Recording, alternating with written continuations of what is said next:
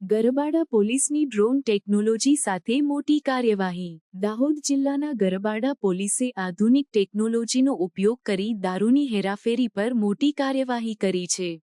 Police inspector એસ.એમ. રાદડિયાની ટીમે drone કેમેરાની મદદથી પાંચવાડા ગામના કેનાલ ફળિયા સહિત 4 સ્થળે દરોડા પાડ્યા હતા।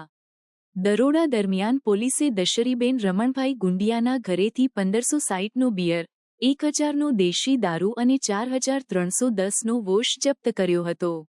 વાઘજીભાઈ દીતાભાઈ ગુંડિયાના ઘરેથી 2000નો વોશ, સુનિલભાઈ કાળુભાઈ ગુંડિયાના ઘરેથી 2000નો વોશ મળ્યો હતો।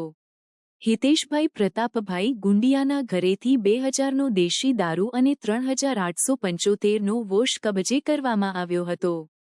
દાહોદ જિલ્લા પોલીસે અગાઉ પણ ડ્રોન કેમેરાની મદદથી ગાંજાના ખેતરો શોધવા અને વોન્ટેડ આરોપીઓને પકડવામાં સફળતા મેળવી છે। ગરબાડા પોલીસે આ કેસમાં એક આરોપીની ધરપકડ કરી છે અને આગળની કાયદેસરની કાર્યવાહી શરૂ કરી છે। પોલીસે નગરના વિવિધ વિસ્તારોમાં પણ ડ્રોન કેમેરા દ્વારા સર્વેલન્સ હાથ ધર્યું છે।